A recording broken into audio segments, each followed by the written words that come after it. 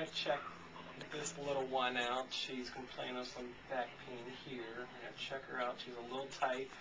So with her being a young one, we're just going to use the activator real gentle. Doesn't hurt. What this does is help relax the muscles.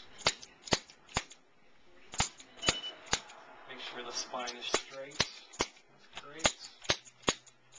It just helps out the muscles to relax more. I'm going to go with a couple more ones down here, and we're all done. And again, that just helps the muscles relax more and more.